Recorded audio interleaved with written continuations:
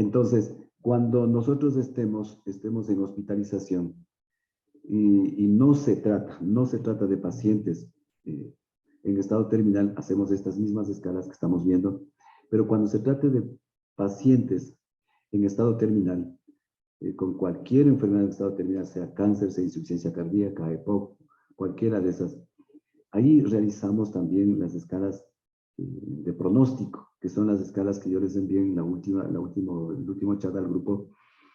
Y necesito que todos ustedes vayan leyendo eso y vayamos programando yo quisiera que ustedes programen ciertos turnos, los que puedan realizar con mis residentes aquí en el hospital, porque cuando ellos reciben un paciente en la emergencia, ellos hacen desde cero, ¿no es cierto? Hacen la historia clínica y hacen también la valoración geriátrica. Las escalas, las que estamos viendo ahorita, y las escalas de valor pronóstico cuando tenemos pacientes en estado terminal. Entonces, si quisiera, las personas que quieran hacer guardias me avisan para planificar con los médicos residentes y que les reciban, ¿de acuerdo? Chévere. Vamos, entonces nos quedamos en esta. Vamos, doctores. Ya, doc. Bueno, para terminar las últimas dos escalas, primero vamos a hablar acerca de la velocidad de la marcha. Esta escala como tal tiene el fin de evaluar si es que nuestro paciente adulto mayor tiene alto riesgo o no de caerse. ¿Sí? En este caso, recordemos bien que la velocidad de la marcha está asociado, digamos, su disminución al fenotipo de fragilidad. ¿Se acuerdan esos 5 puntos que prácticamente habíamos evaluado antes en clases anteriores sobre fragilidad? Y dentro de ellos se incluía la disminución de la velocidad de la marcha como un criterio. Entonces, esta disminución de la velocidad de la marcha, en lo que pude leer, estaba asociado más que todo a cambios a nivel del sistema nervioso central, más que todo por un menor volumen de la corteza prefrontal y más que todo genera un mayor tiempo de reacción. Y es por eso que también es un indicador, digamos, de caídas, de riesgo de caídas, también de posibles fracturas y el aumento de morbimortalidad. Ya. Entonces el objetivo, como les estaba mencionando, es evaluar la función física, más que todo evaluar si es que tiene el paciente no fragilidad en cuanto a la velocidad, no de la marcha. Es, como les había dicho, un indicador de riesgo de caídas, de fracturas y más que todo también de morbimortalidad. Como pueden ver aquí, la marcha se caracteriza más que todo por estos periodos tanto de apoyo tanto monopodal como bipodal, y es por eso que también dentro de esta evaluación o de esta escala se debe ver cómo es la marcha del adulto mayor. Y el material requerido como tal, pues debe ser un espacio amplio, ya van a ver por qué. No debe haber ningún obstáculo y más que todo necesitan su cronómetro y nada más. Ya, ahora dentro de las indicaciones para esta evaluación, hay bibliografía que menciona que la distancia a recorrer del adulto mayor para la evaluación de la velocidad de la marcha debe ser de 4 metros. Sin embargo, también encontré otra bibliografía que mencionaba que debe recorrer una distancia de 10 metros. Bueno, pero aquí en este caso les voy a presentar lo que encontré en muchas bibliografías que mencionaba que el estándar, digamos, de distancia era de 4 metros, ¿ya? Entonces, aquí en este caso ustedes deben medir la distancia y señalarla desde su inicio hasta su final, y lo que ustedes deben hacer en este caso, pues, eh, es primero indicarle al paciente lo que se va a evaluar. Obviamente, si es que el paciente como tal tiene algún bastón o una andadera que le ayuda para caminar, pues debe emplearlo. Deben recordarle que en el momento que se realice esta evaluación de caminar entre el punto de inicio hasta el final, debe hacerlo con su paso habitual, no debe hacerlo ni lento ni tampoco de una manera tan apresurada. Entonces, ¿cuándo empezamos nosotros a calcular el tiempo?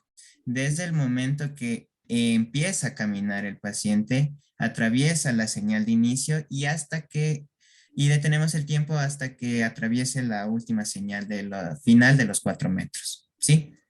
Ahora bien, vamos a entender o interpretar los resultados. En esta escala, lo que nos va a dar como resultado es en metros sobre segundos, en metros por segundos, ¿ya? Entonces, ¿cómo sacamos esto? Pues obviamente dividimos la distancia total sobre el tiempo que se demoró en hacerlo.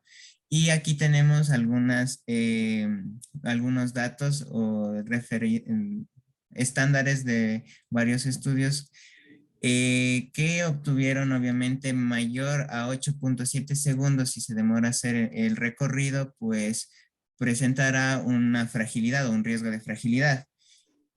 A su vez también aquellos que se demoren en recorrerlo entre 4 segundos a 6 segundos también. Sin embargo, si es que la persona lo hace en menos de 4 segundos aproximadamente todo el recorrido, prácticamente es una persona independiente y autónoma. Ahora bien, como les había dicho, esto solo es evaluando el tiempo. Sin embargo, la interpretación de la escala es en metros por segundo. Y por ende, para simplificar un poco la interpretación, debemos tomar un punto de referencia. Y el punto de referencia va a ser de 0.8 metros por segundos. Va a ser el punto de referencia. Si el resultado como tal viene a ser mayor a esos 0.8 metros por segundo, pues es normal. Y si es menor, viene a ser patológico. Por ejemplo, en este caso, en un ejemplo, si un paciente recorre 4 metros en 11 segundos, ¿cuánto creen que debería ser? ¿Alguien? ¿No? Bueno, o sea, en este caso, o sea, saldría un resultado de 0.36 metros por segundo. Entonces viene a ser algo patológico como tal en su marcha. Y estos metros por segundo se lo interpreta con una puntuación del 0 al 4. Si es que el paciente no pudo realizar la prueba, es decir, se le dice intente caminar y el paciente no lo hace, pues es 0 y es prácticamente dependiente. Si es que tiene un valor de 1 a 3 puntos, como les había dicho, presenta un riesgo de fragilidad o el paciente ya es frágil. Entonces hay que estudiar y evaluar si es que tiene más criterios que del fenotipo de fragilidad, como habíamos visto que era la disminución del peso, disminución de la fuerza, de energía, y si es que hace actividad física o no. Y por último, una puntuación de 4 vendría a ser, obviamente, aquella persona, aquel adulto mayor que sí realiza la prueba, lo hace de manera normal y obviamente mayor al punto de referencia de 0.8 metros por segundo. ¿Sí? Entonces, hay que ver la sensibilidad como predictor de esta escala.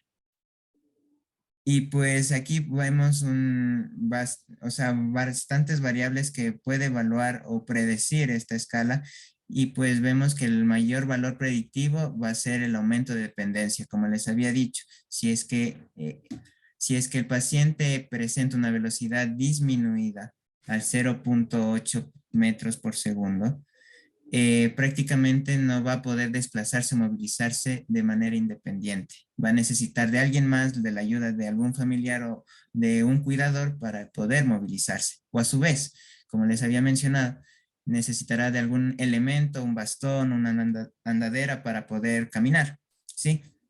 A su vez, también dentro de esto del valor predictivo se encuentra consultas emergencias y las caídas. Más que todo es importante de riesgo de caídas, porque si es que la velocidad de la marcha está alterada, pues esto va acompañado no solo de la velocidad de esta marcha, sino también disminución de la fuerza, puede haber pérdida de energía, y pues esto son factores a su vez que van acumulándose y que puede a la larga generar una caída posterior o un riesgo de caída como tal al paciente. Eso es lo que, terminando esta escala, Doc. Ya. A ver, regrésele, por favor, a ver, a la siguiente. ¿Cuál, Doc? A ver, aquí. A ver, doctores. Bueno, con algunos hemos hablado sobre esta situación de cómo se realiza la velocidad de la marcha. Bueno, ustedes han conseguido aquí esta prueba de 4 metros que realizan los pacientes, pero existe otra prueba también de 10 metros, pero es igual, prácticamente es igualito. Lo único que varía son los metros que va a caminar el paciente. Así como este ejemplo que pone el doctor John, ¿no es cierto? Esta escala va a hacerle caminar 4 metros. Debe ser que estos se realizan generalmente en los consultorios. Los consultorios más o menos miden 4 metros cuadrados, entonces tienen medido más o menos cuánto, de dónde a dónde va en el consultorio de estos pacientes. Por eso le hacen le miden o le hacen caminar 4 metros por el espacio físico de los consultorios. En otros sitios donde tienen mucho más espacio, tienen corredores, tienen otros pasillos, entonces ahí se les hace caminar 10 metros. Pero la situación y la fórmula es la misma. Ustedes ven, como dice ahí la fórmula, es metros para segundos, o metros por segundo, ¿no es cierto? Entonces, ¿qué quiere decir? Que usted tiene que dividir los metros para el tiempo que se hace ese paciente. Los metros son un estándar, ¿no es cierto? Bien, dice usted 4 metros, o sea, usted le hace caminar, como dice la fórmula, 4 metros, o la otra fórmula que le hace caminar 10 metros. Entonces, vamos a hacer ejemplos de los dos parámetros que tenemos de los 4 y 10 metros. Ya. Supongamos, tenemos un paciente de 80 años de edad, que tiene un Bartel también sí vimos, ¿no? Que tiene un Bartel de 70, un Lawton y Brody de 7, ¿sí? Lawton y Brody de 7, un Bartel de 70. Y este paciente, al hacerle esta marcha, los 4 metros se hace en 3.5 metros. 3.5, perdón, sí, los 4 metros se hacen 3.5 segundos, perdón. Los 4 metros se hace en 3.5 segundos. Entonces, ¿cuál es el resultado que tenemos de marcha en este paciente en metros por segundo?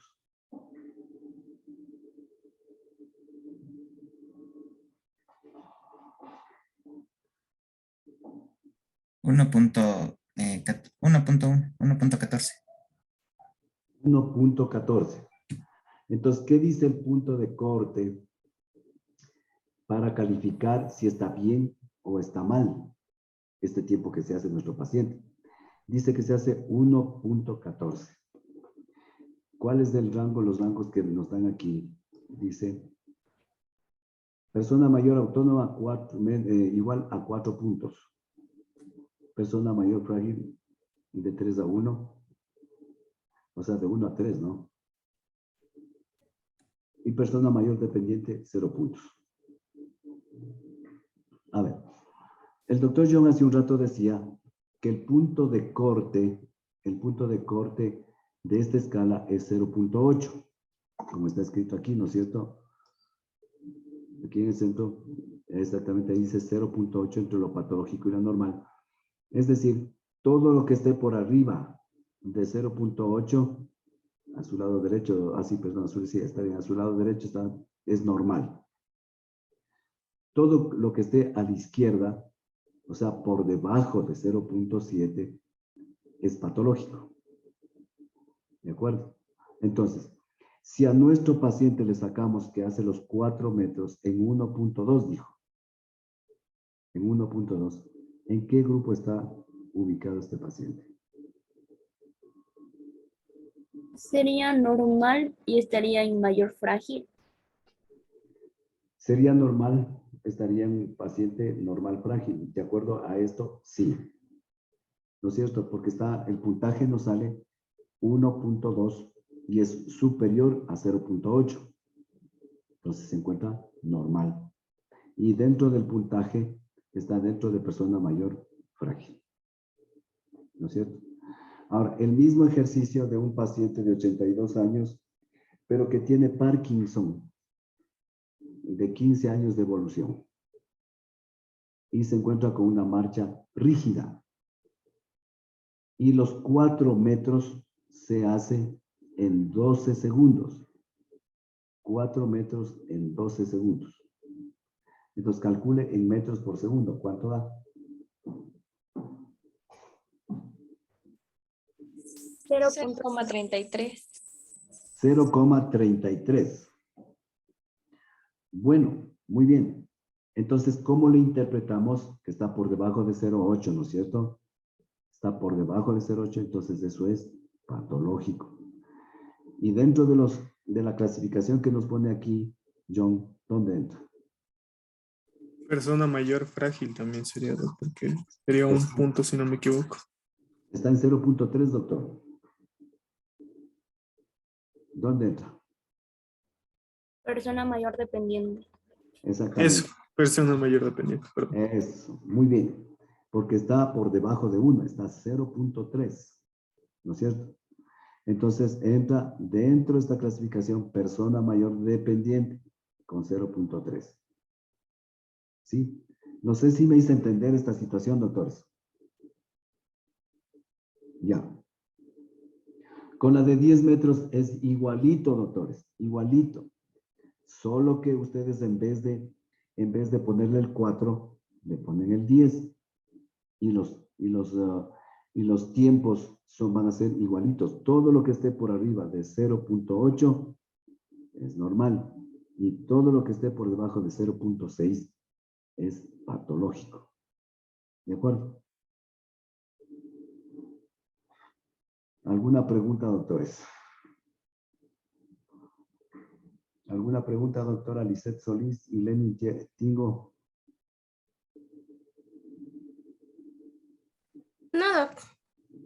Ya, doctor Tingo.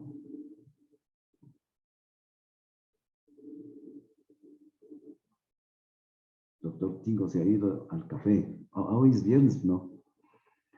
Hoy es viernes, ¿cierto? Entonces el doctor Tingo dejó la foto y se fue. ¿Quién más dejó la foto?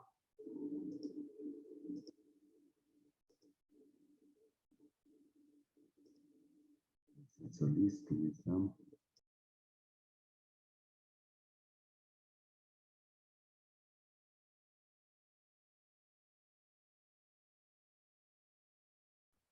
Doc, está con el micro apagado.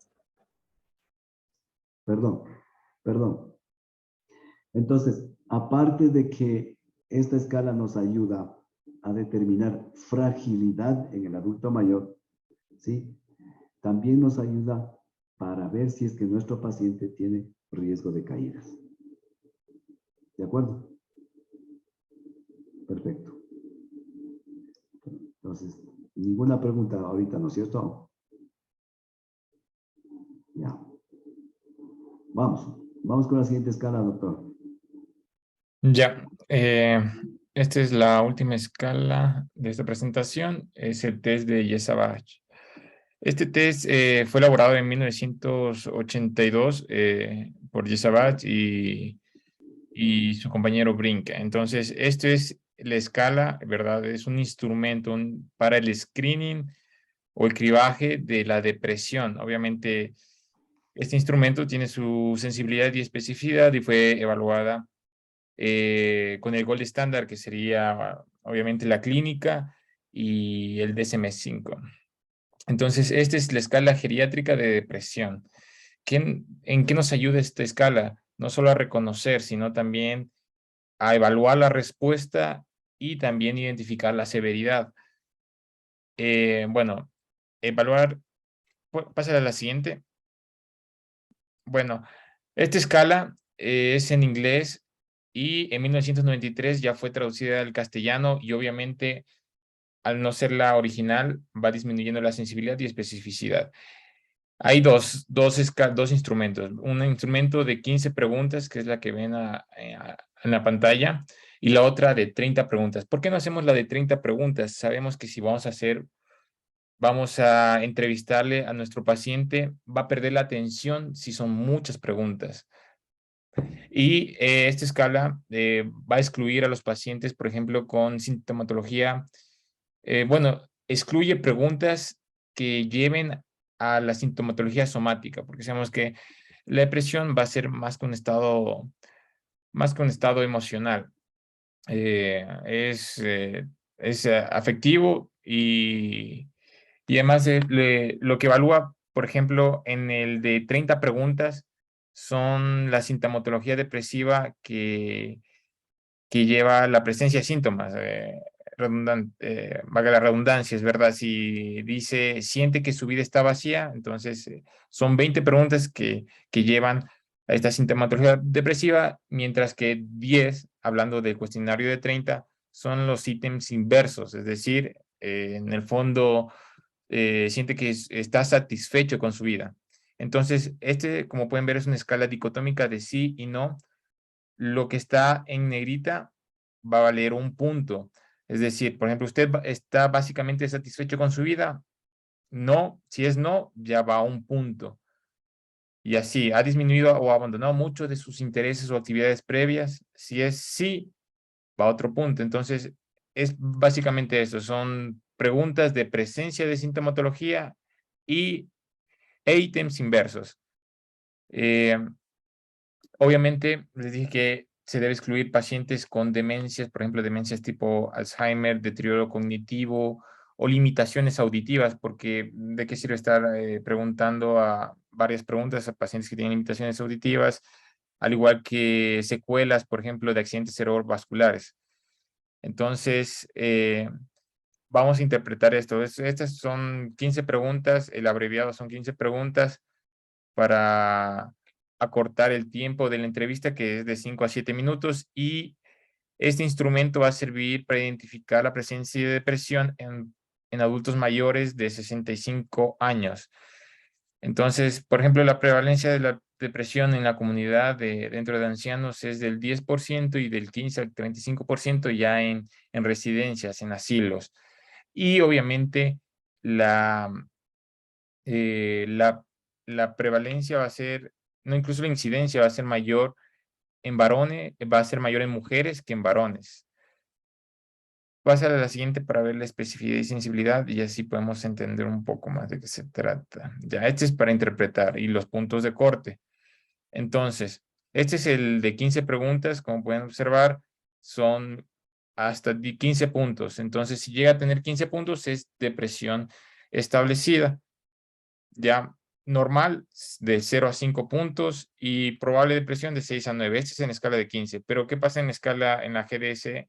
Es la abreviación de escala geriátrica de depresión de 30. De 0 a 10 va a ser normal. De 11 a 14 puntos va a ser depresión. Y esta va a tener una sensibilidad de 84, ¿verdad? Sensibilidad es que identifica la patología a los enfermos y especificidad a los sanos. Y del 95, como pueden observar, tiene una sensibilidad de 95, es más alta que la sensibilidad. Y ya cuando este es de 11 a 14, depresión probable. Ya, y mayor a 14 ya sería una depresión establecida. Y como pueden ver, la especificidad es del 100%. ¿Qué significa esto? A mí me enseñaron esta regla del SPIN para interpretar la sensibilidad y especificidad, el SPIN y el SNOUT. El SNOUT. Entonces, cuando una prueba es, por ejemplo, en este caso del GDS 30, que tiene una especificidad del 100%, ¿qué quiere decir esto? Si una prueba SPIN es de Specific Positive In, es decir, es una prueba positiva que confirma la enfermedad. Y SNOUT es como sus iniciales, SN de sensibilidad, SP de especificidad, ¿verdad? Entonces SNOUT es Sensitive Negative Out, prueba sensible negativa, descarta la enfermedad. ¿Ya? Entonces, si una prueba es muy específica, es decir, la prueba específica positiva, si me sale positivo, es decir, mayor a 14, confirma la enfermedad. ¿Qué quiere decir si está hablando de específico, ¿verdad? Y se supone que específico identifica a los sanos. Entonces, hay una probabilidad de 0 de que se confunda con un sano. Es decir, tenemos una especificidad del 100%. Entonces, mientras más específica, confirma la enfermedad. Y mientras más sensible, por ejemplo, una depresión probable que dice del 84 es mayor que el del 80, o sea, más sensible, descarta la enfermedad. ¿Ya? Es para interpretar. Entonces, pásale a la anterior para leer las preguntas. Ya, entonces, estas son las 15 preguntas y básicamente son, vamos a ir leyendo cada una. Usted está básicamente satisfecho con su vida. Si dice que no, ya es un punto. Es una presencia de sintomatología depresiva. Ha disminuido o abandonado mucho de sus intereses. Sabemos que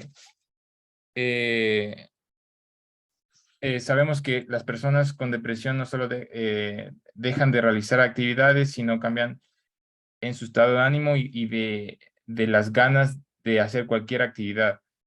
Entonces, si dice que sí, ya es un punto. Entonces, aquí ya tenemos 2 puntos. Está hablando de 15 preguntas. Siente que su vida está vacía. Esto es más de acuerdo con la soledad.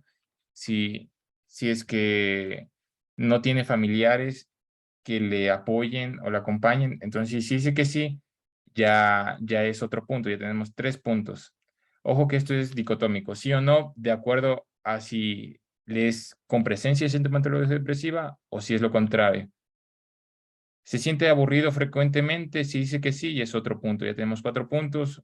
¿Usted está de buen ánimo la mayoría del tiempo? Sabemos que los ancianos ya, más que quejumbrosos, no suelen divertirse, en pocas palabras. Entonces, si la mayoría del tiempo pasa con anodinia, es la palabra, si dice que no, ya es otro punto. Está preocupado, teme que algo le va a pasar. Este ya es, ¿cómo es esta palabra? No, esto es depresión. Está preocupado, teme que algo le va a pasar. Es delirio no de persecución, no me acuerdo, pero es un delirio de acontecimientos negativos y si dice que sí, ya es otro punto y como pueden ser, ya tienen 3, 4, 5, 6 puntos, ¿ya? ¿Se siente feliz la mayoría parte del tiempo? Obviamente no, otro punto. Si se encuentra desamparado, si dice que sí, otro punto. ¿Prefiere usted quedarse en casa o realizar cosas nuevas? Si dice que sí, es otro punto. Entonces, 3, 4, 5, 6, 7, 8, 9 puntos hasta como pueden ver, son 15 preguntas, entonces un total de 15 puntos. Si solo tiene 5 puntos, recuerden, es normal, ya. De 10 a 15, perdón, de 5 a 10 es depresión probable y ya si tiene las 15 es depresión, depresión establecida. Entonces, para no quitarles más tiempo, prácticamente se trata de eso, una escala de depresión. Pásale nomás a la siguiente. Ya, eso sería todo en resumen de la escala de Yesabach. Obviamente, no les puse la especificidad y sensibilidad de porque mientras menos preguntas, va a ser menos sensible y menos específico. Pero se utiliza 15 preguntas por la hipoprosexia que suelen presentar los pacientes ancianos y esta capacidad de mantener la atención, ¿ya? Eso es en cuanto a la escala de Yesabach. No sé si tienen alguna pregunta. Yo les puedo, igual, si no entendieron la especificidad, para interpretar si es sensible y específico, les puedo repetir. Y eso, ya no creo que haya más escalas, porque ya vimos el caso clínico.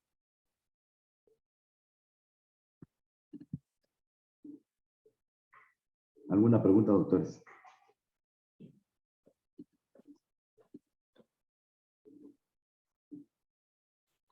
Entonces, si está, el doctor Lenin ya llegó. No llega todavía el doctor Lenin. Bueno. A ver, doctores. Esta escala del Yasabach, como el doctor Kevin nos dice, esta escala sirve para detectar depresión en adultos mayores. Ustedes han visto, bueno, posiblemente no han visto casos de adultos mayores maltratados, abandonados por los hijos, hijos que les están siguiendo juicio a los padres, padres que están siguiendo juicio a los hijos por cuestiones económicas.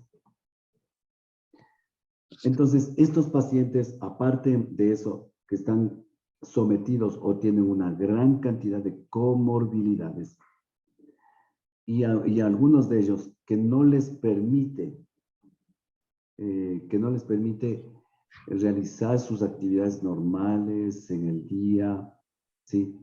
Entonces, miren, estos pacientes que tienen limitaciones se sienten con ansiedad y pueden llegar a deprimirse. ¿Sí? Ustedes han de haber visto a algunos adultos mayores cuando comienzan a contar su historia, se lanzan en un llanto, ¿no es cierto? Ya esto es un signo de labilidad emocional, que es un signo clínico de depresión, ¿no es cierto? Entonces, esta escala es muy importante. Cuando ustedes vean a algún adulto mayor con labilidad emocional, triste, no quiere salir de la casa, prefiere quedarse dentro de la casa solito, no importa, ¿sí? Entonces, este paciente muy probable que esté entrando en un problema ansioso depresivo. Por lo tanto, para eso es esta escala, ¿no es cierto? Regresen las preguntas, doctor.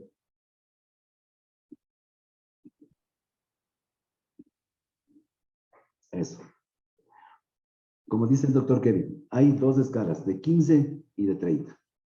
La de 15 son preguntas rápidas, donde nos pueden orientar simplemente con respuestas dicotómicas, con sí o con un no, ¿no es cierto? Entonces, de acuerdo a la valoración, si es que este paciente con estas preguntas, como dice en la siguiente lámina con los puntajes, como la interpretación, póngale doctor, la interpretación cuando está sobre 15 puntos, hasta 5, normalito, no tiene ningún problema. De 6 a 9 puntos se le considera como riesgo de depresión, perdón, sí, riesgo de depresión o probable depresión, como está aquí. Riesgo o probabilidad de depresión. No, tiene que ver con un puntaje que va entre 6 y 9. En cambio, la depresión establecida, ese sí ya va más de 10 puntos. ¿No es cierto? Entonces, doctores, es muy importante que nosotros hagamos esta historia clínica a todos los pacientes geriátricos, especialmente aquellos que requieren, ¿sí? Ayudas o son dependientes, ¿no es cierto? Entonces, por favor, doctores, esta escala es muy importante, apréndanse los valores de esta escala, porque los valores sean de, posiblemente, están en el examen. No en este, en el siguiente examen. Perfecto. Gracias, doctor Kevin. ¿No hay ninguna pregunta? Hay la de 30 puntos, los puntos de corte, nos olvidamos decir, como dijo ya clarito el doctor. Hasta 10 puntos es normal, ¿no es cierto? De 11 a 14 es riesgo de depresión o probable depresión. Cuando ya pasa de los 15 puntos, entonces es una depresión establecida o marcada. ¿De acuerdo? Entonces, aprenderás los puntajes tanto de la escala corta como de la escala larga. ¿Sí? Listo, doctores. Doc, disculpe, ¿podría repetir cuándo es depresión leve en la de 30 preguntas? Hasta 10 es normal, sobre 30 puntos. De 11 a 14 el riesgo de depresión o probable depresión. De 15 hasta 30, depresión establecida. ¿Sí? Ya, vamos.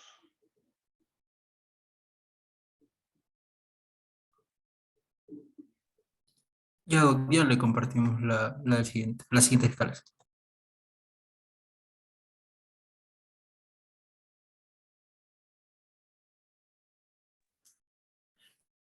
Ya, para continuar vamos a presentar dos escalas adicionales. Dale la siguiente diapositiva, por favor. Ya, primero vamos a tratar el índice de fragilidad y valoración geriátrica integral. Este de aquí lo encuentran con siglas siempre, está como índice, que está como IF-BGI. Primero hay que tomar en cuenta que esta da una valoración integral de lo que es el paciente, tomando en cuenta lo que es el concepto de la fragilidad. Entonces recordemos un poco qué era la fragilidad. La fragilidad era el estado de vulnerabilidad ante factores estresantes por la limitación de mecanismos compensadores. Por lo general hay una alta prevalencia en la población de los adultos mayores y se basa en sí este índice en lo que es la acumulación de déficits. Cuanto más déficits se acumulan, más vulnerable es la persona, siendo la probabilidad de morir exponencial al número de déficits y la velocidad en lo que estos se van a ir acumulando. Este de aquí, como ya mencioné, este es un instrumento de valoración integral y hay que tomar en cuenta que nosotros debemos tomar las respuestas tomando en cuenta la situación basal del paciente, o sea, la situación basal previa. Nos ponía que hay que tomar en cuenta que sea al menos un mes antes de lo que es la hospitalización o el inicio del proceso clínico. Ya, también hay que tomar en cuenta que un índice de, por ejemplo, 0.28 va a indicar una mortalidad al año nula, incrementándose exponencialmente. Esto de aquí ya lo van a entender más a lo que vean cómo se mide y cómo se interpreta. Dale la siguiente diapositiva, por favor.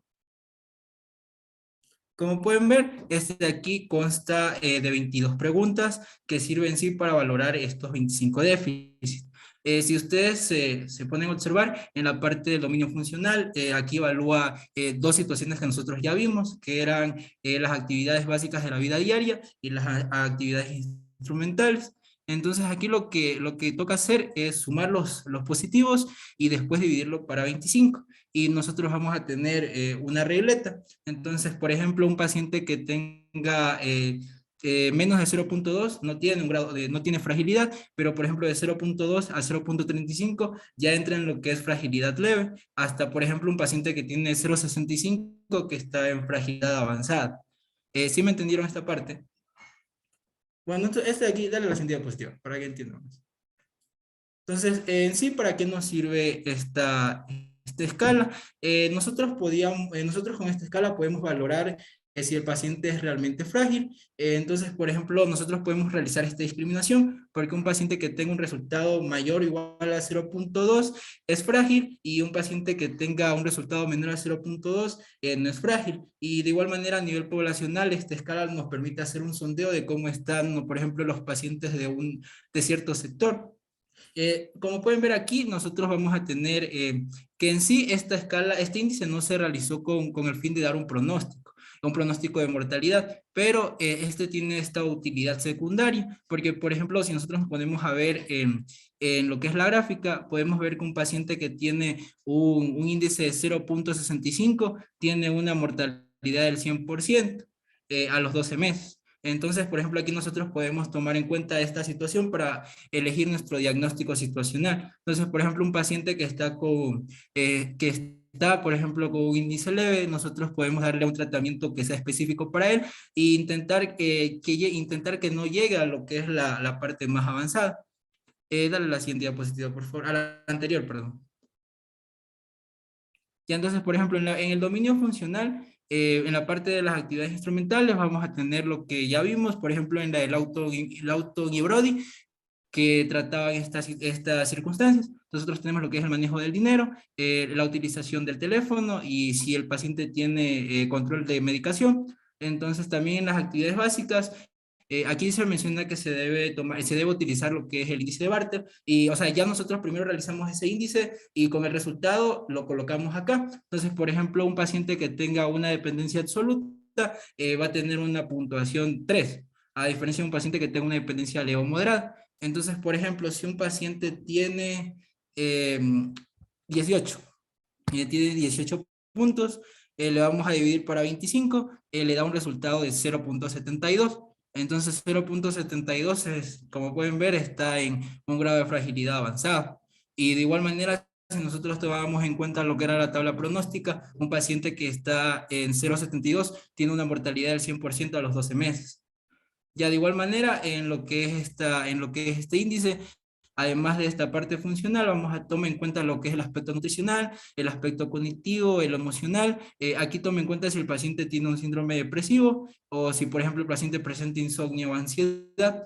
De igual manera, tome en cuenta la parte social y si el paciente tiene síndromes geriátricos, como son delirium, presencias de úlceras, el paciente tiene polifarmacia, si el paciente tiene disfagia, o si el paciente también tiene caídas. Y si nosotros nos damos cuenta en la pregunta de caídas, la pregunta es, en los últimos 6 meses, ¿ha presentado 2 caídas o alguna caída que haya requerido hospitalización? Que esto es súper importante. De igual manera, en la parte ya de las enfermedades, aquí toma en cuenta enfermedades como el cáncer, enfermedades respiratorias, cardíacas, neurológicas, digestivas o renales. Aquí están dentro de lo que es el cuestionario y se deben tomar en cuenta. A diferencia, si no las tiene se pone como 0, pero vamos a ver una escala más adelante donde la presencia de enfermedades son indicadores específicos y es como una subescala de la propia escala.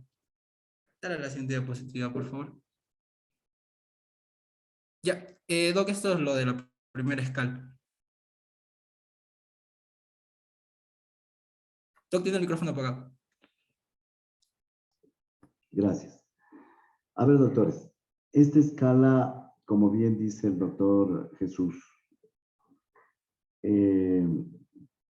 esta escala mide prácticamente la fragilidad y en cierta manera sí nos da ciertos parámetros para establecer pronósticos si solamente le mide a un paciente con esta escala. Es decir, ustedes, como bien dijo el doctor, si ustedes, no sé si en la diapositiva anterior estaba, regresaré. En la anterior. Y aquí no, aquí en el cuadro es entonces. Bueno, aquí. Ustedes, ¿no es cierto? En esta escala, aquí en esta escala, ustedes lo que van a hacer, perdón un segundito.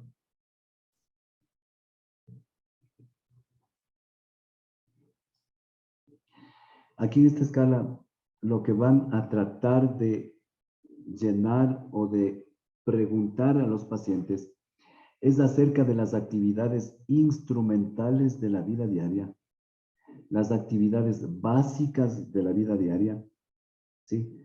Con eso miden el estado funcional del adulto mayor, ¿no es cierto? Entonces, en este caso, en las actividades básicas de la vida diaria, lo que toman en cuenta es la escala o índice de Bartel, la que se califica sobre 100 puntos, ¿no es cierto? Entonces, esa es la escala de Bartel que le toma en cuenta en este índice frágil,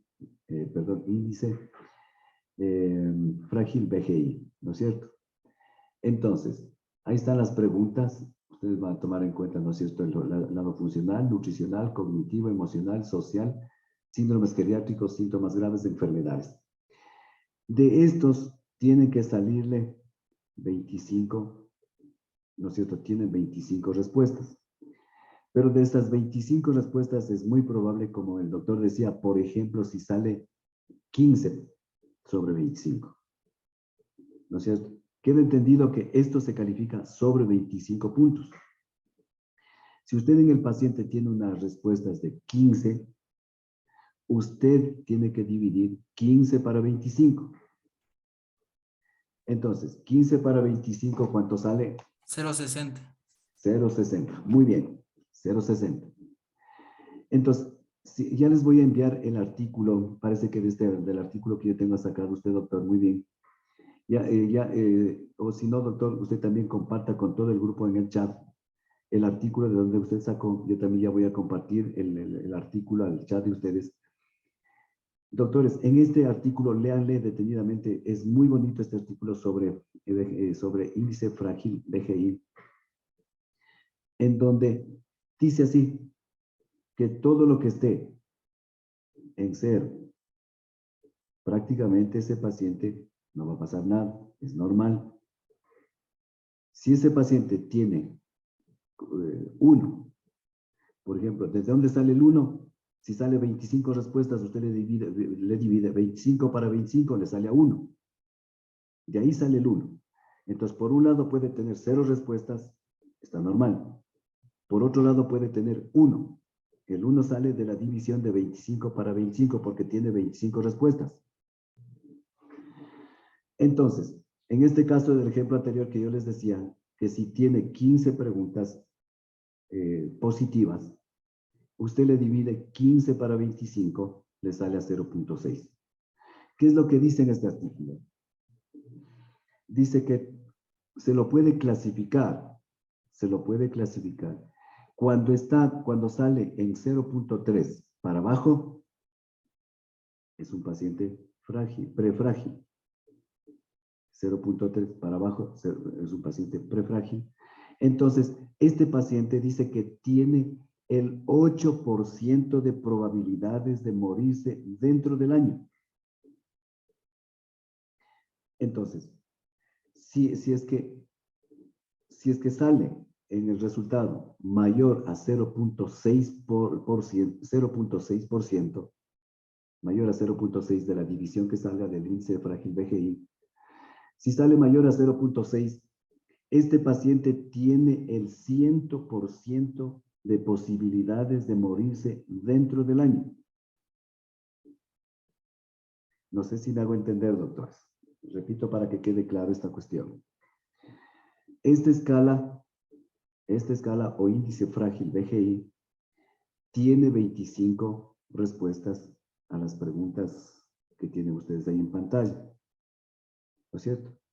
Por lo tanto, si tiene 25 preguntas, 25 respuestas, lo va a dividir para 25. Y si dividimos 25 para 25, sale a 1. No puede darnos a 1.1, 1.2, no puede jamás darnos ese resultado.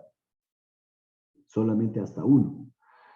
Por lo tanto, 0 es cuando un paciente no tiene ninguna respuesta positiva para fragilidad.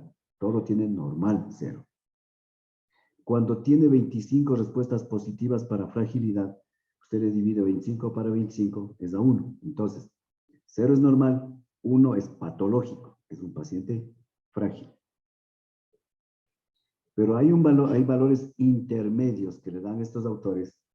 Dice que cuando sale 0.3, es un paciente prefrágil, este paciente tiene la posibilidad del 8% de morirse al año. Y si sale por arriba de 0.6, este paciente tiene el 100% de morirse, de posibilidades de morirse dentro del año. No sé si me hice entender, doctores, de esta escala. Sí, en la siguiente diapo ahí está la curva de lo de la mortalidad. Con eso creo que también lo puedo decir. Perfecto. Pónganle la otra, doctor. Déjenme mover la imagen. Ahí, Ya. por ejemplo, se ve que el de 0.2 está en 0%, pero si le sigue avanzando la curva, el de 0.7 está en 100%. Eso, perfecto. Muy bien, doctor. Entonces, ustedes fíjense, donde está el 0, la mortalidad es 0, ¿no es cierto? Pero si ya va subiendo, ustedes ven el cuadrito que ya va desprendiéndose de la línea horizontal, ya está más o menos un 0.3%, pongamos ahí lo que dicen los estudios, 0.3%, ahí, justo ahí. Señálele el cuadrito que ya sale, doctor, el cuadrito que ya sale. No, a ver, eso sí, ya está bien, está bien.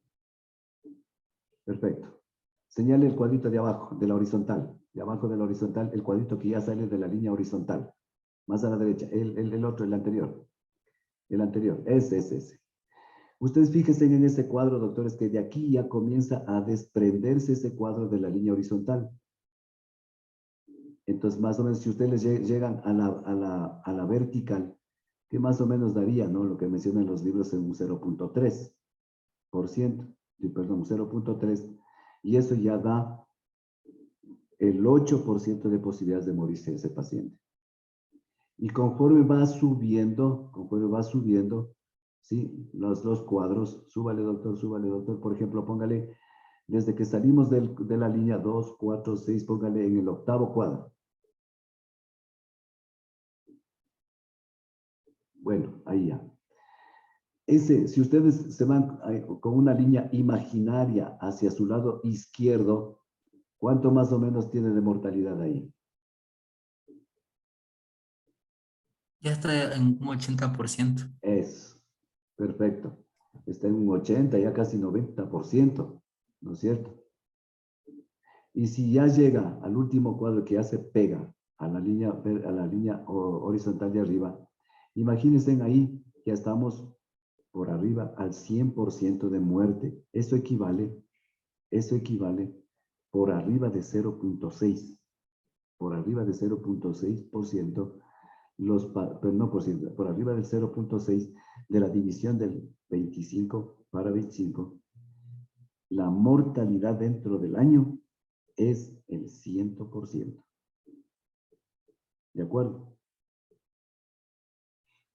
Entonces, ¿para qué nos sirve esta escala, doctores? ¿Para qué? Solo para decir que se va a morir dentro del año.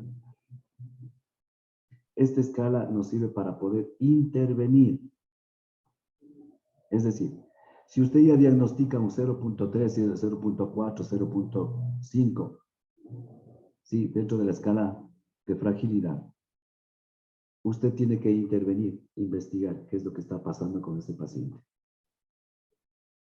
Tiene chance de investigar, tiene chance de estudiar, tiene chance de decir al paciente cuídese, haga ejercicios, coma bien, hacer exámenes y todo. ¿No es cierto? Entonces, para eso sirve esta escala, doctores. ¿Alguna pregunta, doctores, perdón? ¿Está claro? Verán que cuando ya, los que siguen viniendo a las prácticas, tienen que ya venir estudiando esto para que cuando ya nos pongamos a hacer la valoración con los pacientes, justamente esto es lo que vamos a hacer en la práctica del examen. ¿De acuerdo? Vamos. La siguiente, doctor. Ya, de aquí tenemos lo que es la escala de NECPAL. Ya, este de aquí el doctor igual nos mandó un documento para que podamos revisar. Ese documento está bien completo.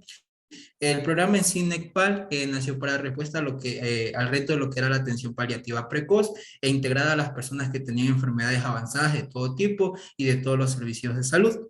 Las utilidades en sí más conocidas del NECPAL son lo que es el cribaje poblacional para determinar las personas que tienen la necesidad de cuidados paliativos y de igual manera para determinar la prevalencia de estas personas. En sí esto es una estrategia para identificar pacientes con necesidades paliativas, pero hay que tener en cuenta para qué no sirve esta escala. No sirve para determinar el pronóstico ni la supervivencia, tampoco sirve para contraindicar lo que son la adopción de medidas de control de la enfermedad ni los tratamientos para que tenga el paciente. Tampoco sirve para lo que es definir un criterio de intervención de equipos específicos para cuidados paliativos y tampoco sirve para rechazar medidas terapéuticas. Los pasos en sí para realizar esta escala, primero son lo que es revisar el listado completo de las personas o los pacientes prevalentes que necesiten cuidados paliativos. Después hay que hacer un listado de los pacientes que tienen enfermedades crónicas evolutivas. Después toca hacer la primera pregunta, toca hacérsela al personal médico o al personal médico de enfermería. La primera pregunta se le llama pregunta sorpresa. Ya vamos a ver cuál es esta primera pregunta. Después, el cuarto paso son en el caso de que la pregunta sorpresa sea positiva, hay que explorar lo que sea, explorar las situaciones que le están interviniendo en este paciente. Dale la siguiente diapositiva, por favor. Listo. Entonces, por ejemplo, la pregunta sorpresa, que es la que le hacemos al personal médico, se sorprende si esta persona muriese a lo largo del año siguiente.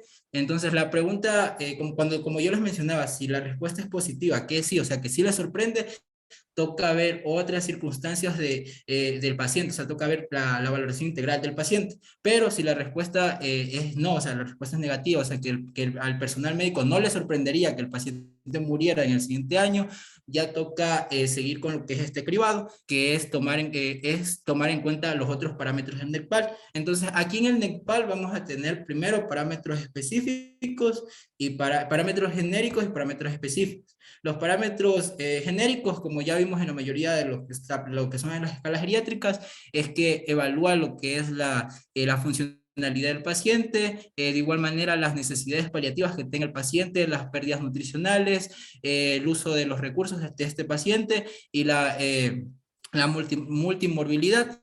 Y después de esto tenemos los criterios específicos. Entonces, por ejemplo, en este caso, esta escala ha variado con el largo del tiempo. Entonces, la última salió el año pasado, que es la NECPAL 4.0 pronóstico, que esta de aquí incluye esta nueva valoración, que les gradifica en estadio 1, estadio 2 y en estadio 3. Entonces, por ejemplo, un paciente que tiene estadio 1 tiene la pregunta sorpresa que era negativa y adicional de eso tiene 1 o 2 parámetros NECPAL, que son los que ya mencioné, y en el caso del estadio 2 tiene 3 a 4 parámetros y en el estadio 3 tiene de 5 a 6 parámetros. Entonces, vamos a ver estos parámetros en la siguiente diapositiva. Ya primero, en la primera parte del cuestionario, que es la pregunta sorpresa, como pueden ver, está en grande el no, porque este no es la que tiene importancia clínica para nosotros. Ya después vamos a tener lo que es esta parte de las necesidades paliativas del paciente, que tiene dos preguntas, que es, ¿el paciente con enfermedad avanzada o su cuidador principal han solicitado explícita o implícitamente la realización de tratamientos paliativos de confort de forma exclusiva, proponen limitación del esfuerzo terapéutico, rechazan tratamientos específicos con finalidad curativa? Entonces aquí se le pone sí, en el caso de que así sea, ¿no? Después vamos a tener la otra pregunta de necesidad. ¿Considera que este paciente requiere actualmente medidas paliativas o tratamientos paliativos? Esta pregunta va a indicar lo que es el personal médico. Ya, entonces, si tiene sí en las dos partes, esto cuenta como un parámetro completo. Ya, entonces, por ejemplo, si el paciente, la pregunta sorpresa fue no, o sea, no me sorprende.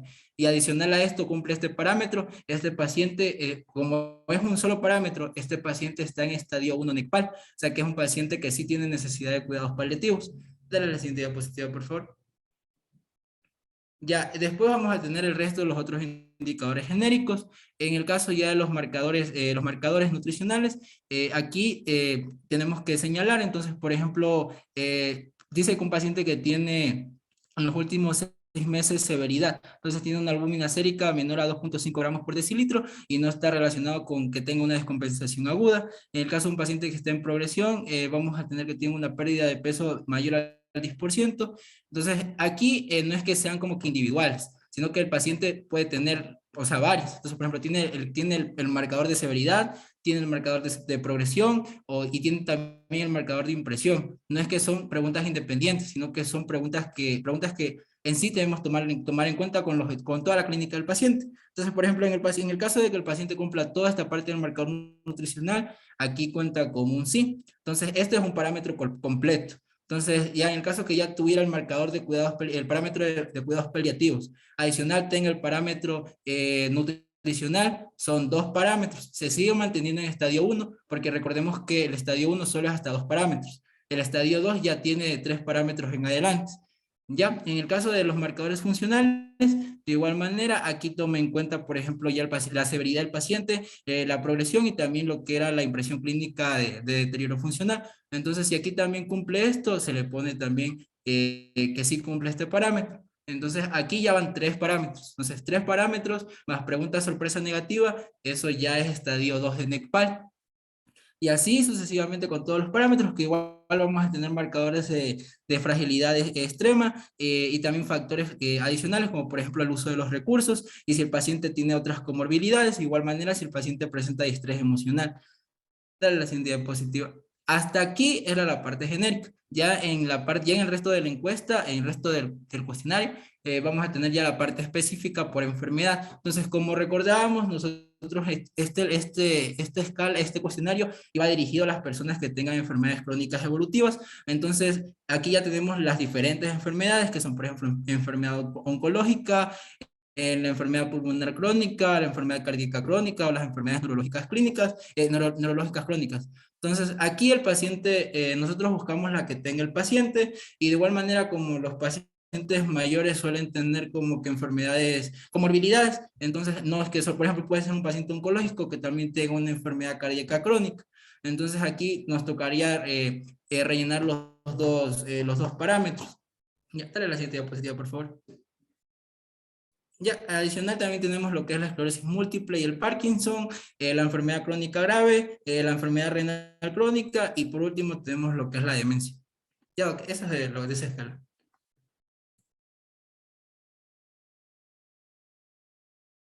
Bueno, doctores, esta escala prácticamente como el doctor dice, no, o sea, no es una escala pronóstica, pero sí nos sirve para determinar con qué tipo de paciente vamos a tratar.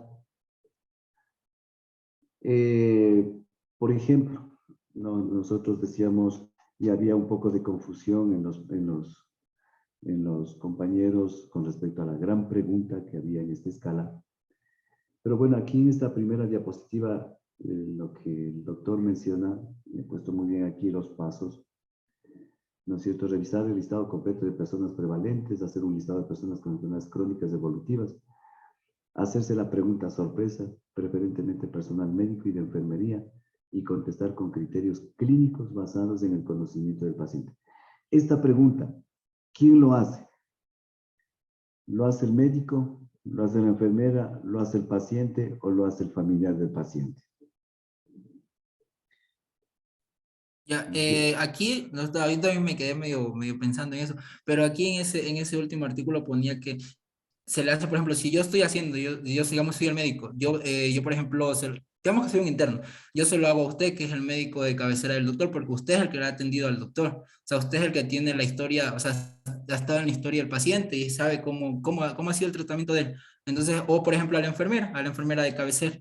Ya, perfecto. Entonces, esta pregunta sorpresa, ¿tiene que hacerlo el médico o la persona que le conoce bien a este paciente? Decíamos, a ver, el cuarto punto dice, en los casos de pregunta sorpresa positiva, explorar los diferentes parámetros mentales. Entonces, pásele la siguiente. La pregunta sorpresa está aquí, ¿no es cierto? Dice, ¿se sorprendería si esta persona muriese a lo largo del año siguiente? Si le dice, sí me sorprendería, ¿en qué casos le va a sorprender a usted que un paciente se muera?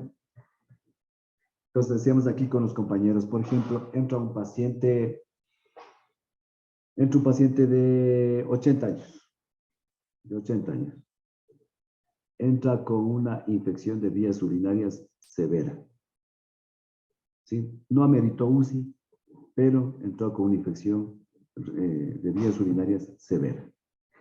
Entonces usted dice, cuando le ingresa a ese paciente, usted se pregunta, dice, ¿este paciente se morirá dentro del año?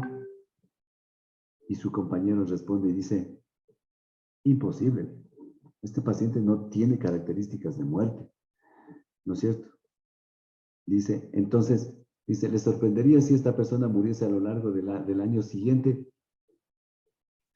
Si dice, sí me sorprende. Sí me sorprendería que este paciente se muera, ¿no es cierto? Entonces es un NECPAL negativo. Entonces usted no hace ninguna otra pregunta más. No sé si me hago entender. Es que por una infección de vías urinarias este paciente no se va a morir. Es difícil que se muera. Ingresa al hospital. por una infección de vías urinarias y lo que espera usted es que sea tratada la infección de vías urinarias y salga con el alta. ¿No es cierto? Entonces, ¿le sorprendería que este paciente con infección de vías urinarias se muera? Sí me sorprendería, porque no esperaba eso. ¿No es cierto? Entonces es un NECPAL negativo.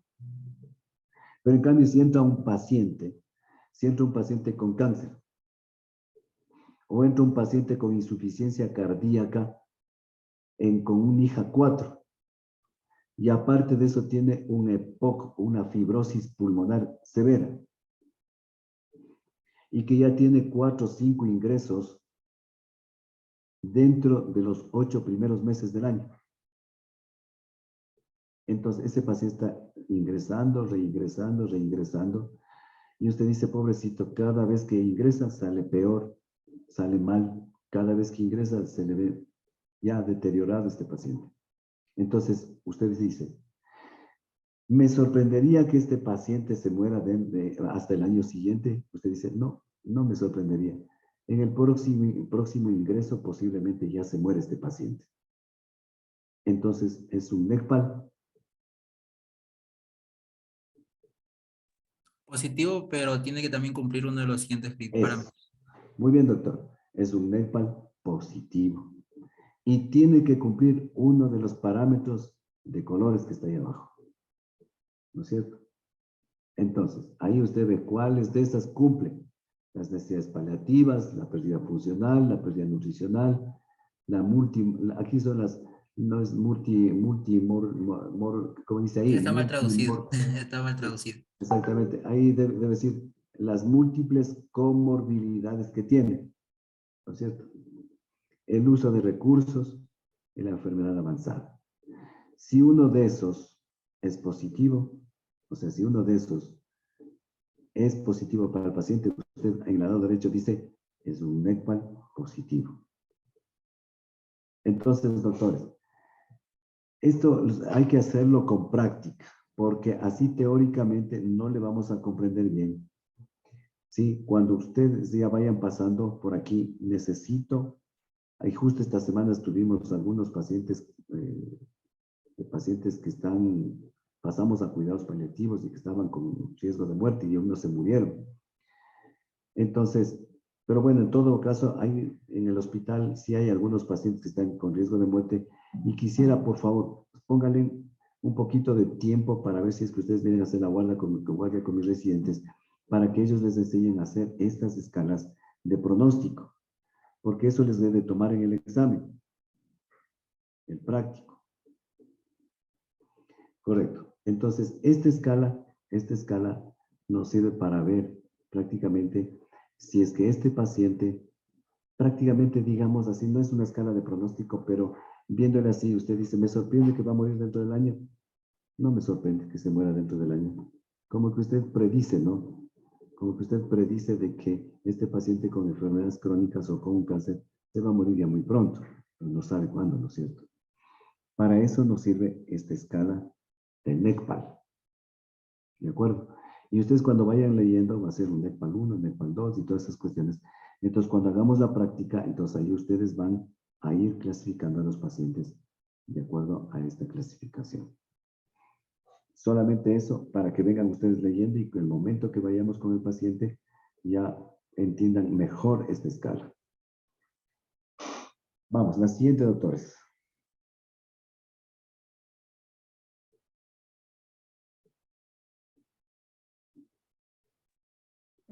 Ya le proyecto, pero si dejan de compartir, ya.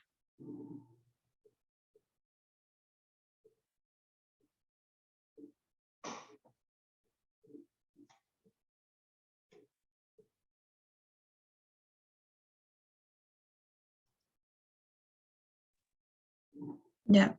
Buenas tardes, doctor. Buenas tardes, compañeros. Yo les voy a hablar de lo que son las escalas KPS y la PPS.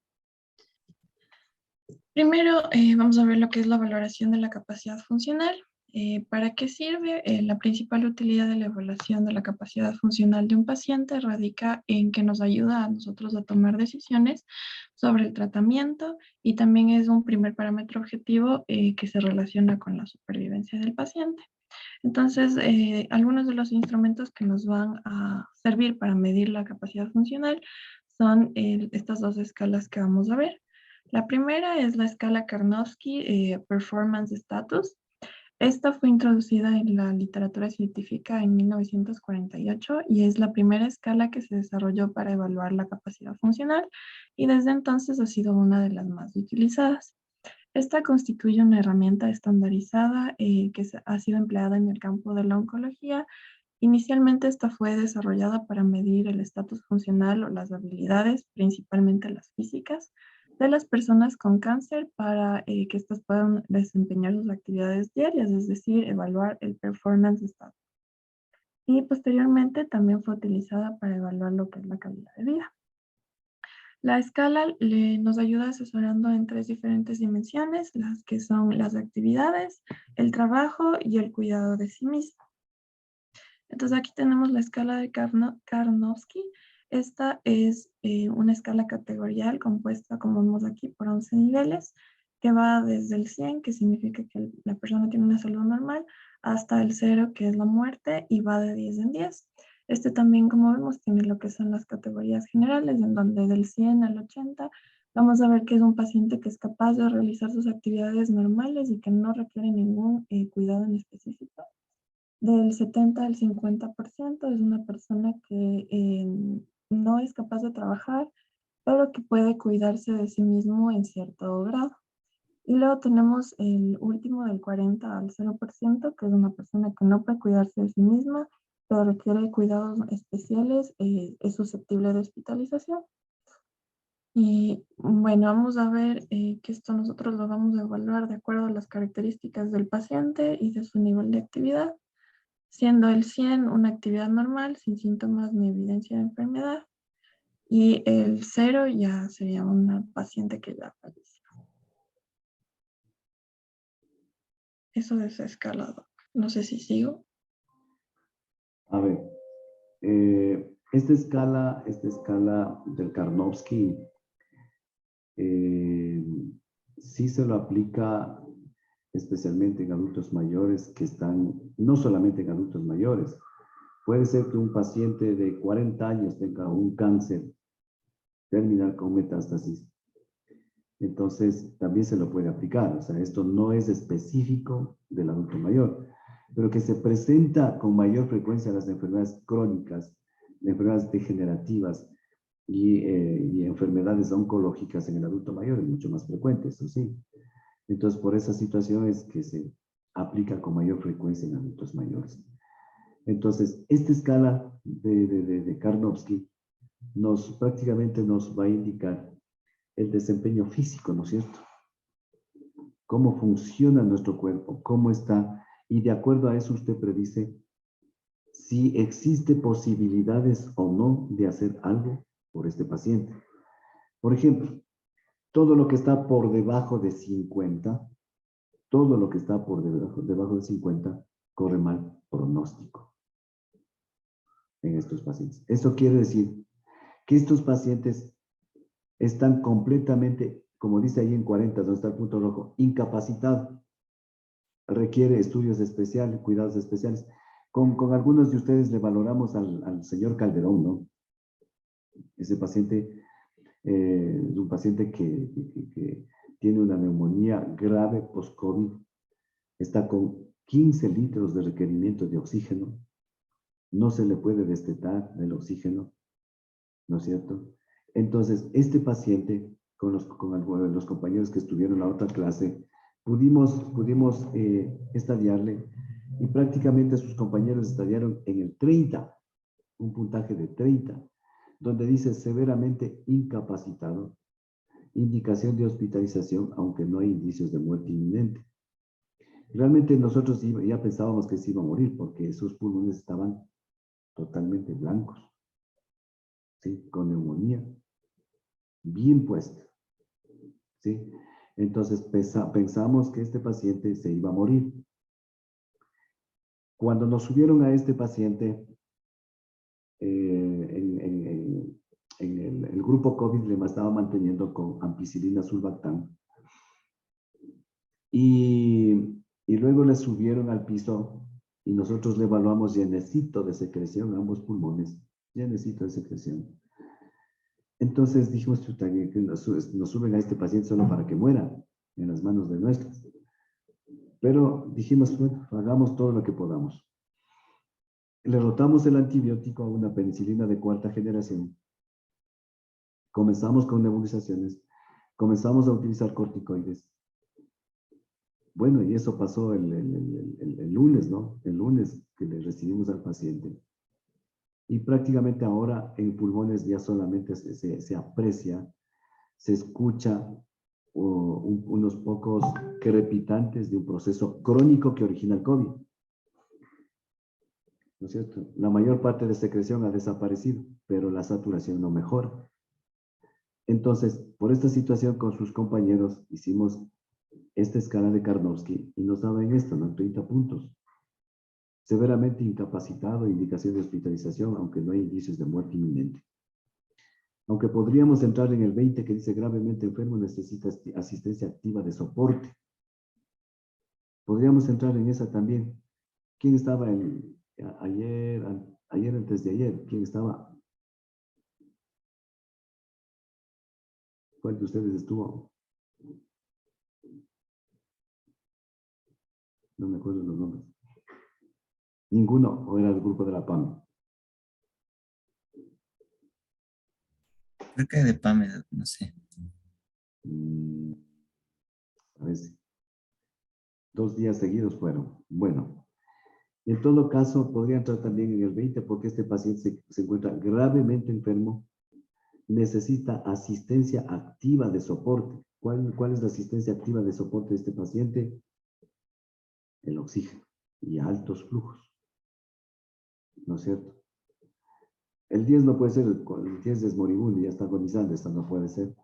Pero sí nos quedamos con este paciente entre 20 y 30 de un Karnofsky. Es decir, este paciente está grave, con muchas probabilidades de muerte, que es irrecuperable, ¿sí? Cuando estamos en esta escala de Karnofsky. ¿De acuerdo? Entonces, cuando ustedes en esta semana vengan a ver a los pacientes, entonces ahí le vamos a indicar con esos pacientes que se van a morir o que están próximos a morirse.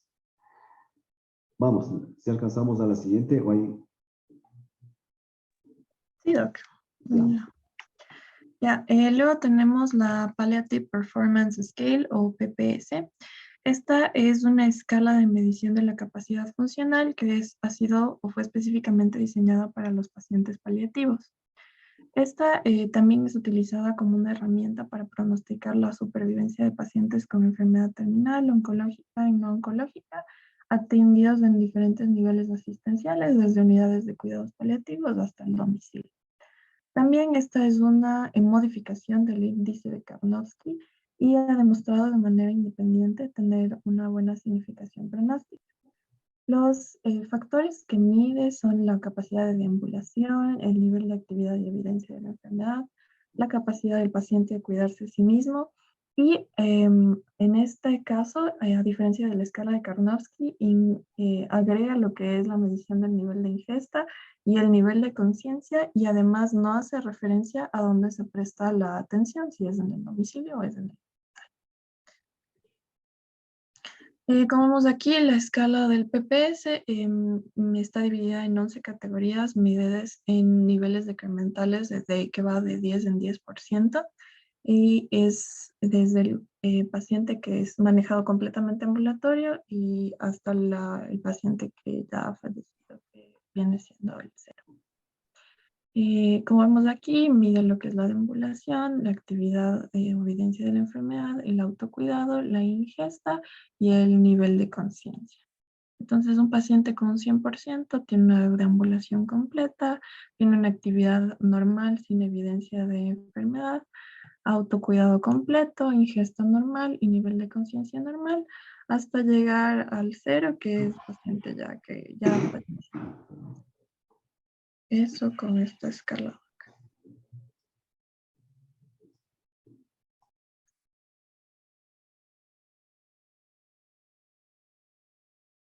¿Eso es todo de la escala? Sí, de ahí pasaba a hablar como que del pronóstico de las dos, pero Perfecto. no sé si... Esta escala, como menciona la doctora, esta escala del PPS, ¿no es cierto? Como menciona la compañera, ustedes tienen ese cuadro, 11 categorías, ¿no es cierto? Porque el 0 cuenta como un punto más, por eso son 11 categorías. Decrementadas del 10%, dicen, ¿no es cierto? Desde el paciente completamente ambulatorio y con buena salud, que es el 100% que está arriba, hasta el ictus, que es 0%. El ictus cuenta como un punto más, por eso son 11 parámetros que son valorados por esta escala. O sea, esta escala prácticamente es muy similar a la de Karnofsky. ¿Sí? Se diferencia en estos. Súbale un poco la lámina, doctora.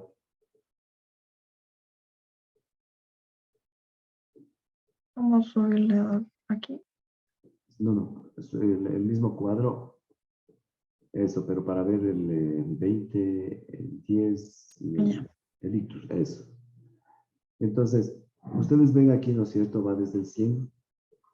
Y esto prácticamente igualito a la escala del Karnofsky, donde dice actividad normal, sin dice enfermedad. Pero ustedes se ven al 10. En el 10 dice incapaz para realizar cualquier tipo de trabajo y enfermedad extensa. Totalmente dependiente. ¿No es cierto? Entonces, esto prácticamente es dependencia. Hasta ahí la escala de Karnofsky, una Karnofsky normal. Pero este PPS le incluye este punto más de ictus. ¿Sí? Entonces, donde valora el 0%, porque la escala de Karnofsky se queda hasta el 10%, pero este valora hasta el 0%. O sea, hasta cuando este paciente ya ha fallecido. ¿De acuerdo? En esto consiste la escala PPS para la valoración pronóstica de nuestros pacientes. Esta escala en conjunto con la otra escala que van a presentar el PPS, perdón, el PPI, ¿no es cierto? Entonces, ahí se une esta escala con los otros parámetros para dar el pronóstico a corto tiempo. Entonces, ahí vamos a ver nosotros cómo diagnosticar a un paciente que está próximo a morir más o menos a las 3 semanas. 3 semanas y media. ¿Sí? Entonces, para eso es un anticipo, esta PPS que está incluida dentro del PPI, como vamos a ver después. Bueno, doctores. Ya, doc, solamente mencionar que como vimos ambas escalas, tanto la PPS como la de Karnofsky, nos ayudan a ver el pronóstico de supervivencia del paciente y esta es una comparación de cómo ambos lo hacen. Si tenemos un índice de Karnofsky de 10 a 20%, el pronóstico de supervivencia del paciente es de 2 semanas, mientras que en el de Karnofsky es de 6 días. En el PPS un valor... perdón, un PPS de 30 a 40%, la supervivencia es de 7 semanas y del índice de Karnofsky va a ser 41 días, mientras que igual más del 50% en una de PPS va a ser de 12 semanas y del 60 al 70% del índice de Karnofsky va a ser de 108 días. Eso. Ya, entonces, esto tiene que venirse leyendo, doctores, de acuerdo a la escala de Karnofsky y el PPS, para ver qué tiempo de vida nos da, de acuerdo a estas escalas. La mayor parte de pacientes han coincidido, ¿sí?, con estos tiempos. Pero sí han habido pacientes que han roto ese récord y a pesar de que se les ha dicho que va a vivir máximo un mes, hasta ahora siguen viviendo. Entonces, sí nos ayudan a predecir e incluso nos ayudan a decidir ciertos procedimientos que debemos o no debemos realizar en un paciente en estado terminal. ¿De acuerdo? Por favor, esto le hacen bien, apréndanse los valores para el momento de que y ya estén poniendo en práctica, haciendo las escalas, pues lo recuerdan o se ponen a leer este momento y a compaginar con lo que tiene el paciente. ¿De acuerdo? Listo, doctores, nos vamos a quedar ahí. A las referencias está bien, sí están las referencias, ¿no? Sí, aquí están las referencias. Perfecto, muy bien. Todas estas conferencias deben pasar en una carpetita, ¿no, doctor John? Estoy viendo. Ya. Perfecto. Bueno, entonces la otra semana para ver si terminamos con estas escalas, ya les voy a mandar los temas, los otros temas que vamos a seguir viendo en las próximas clases. Entonces, el examen es el lunes. Sí, así habíamos quedado. Ya. Bueno. ¿Han hecho preguntas a matar ustedes? Y con las mías son más suaves que las de ustedes. Así que las preguntas de ustedes se van a jalar, no en las mías. Bueno. Ya, doctores. Entonces, nos vemos el día lunes a las 5 de la tarde, ¿no? Sí, así sería. Ya, doctores. Nos vemos a las 5 de la tarde. Estudien, por favor. Yo les he de poner unas preguntas con casos clínicos, que es... o sea, los casos clínicos es simplemente para desorientarles a ustedes las respuestas. Nada más. Solo para eso sirve el caso clínico. ¿De acuerdo? Entonces, de todo lo que hemos visto. Yo les he puesto casos clínicos como ejemplos en las clases. Así, simplemente así van a hacer el examen. ¿De acuerdo? 100 preguntas, 50 de ustedes, 50 mías. Que se ponen a sufrir, Dios mío. No. 20 preguntas van a ser. 10 de ustedes, 10 mías. ¿Sí? Ya, chévere. Ya, doctores, disfruten el fin de semana. En vez de irse a celebrar el viernes, vayan a estudiar. Y nos vemos el día lunes, doctores. Gracias, Doc. Cuídese igualmente. Gracias, Doc. Chao, doctores. Hasta luego.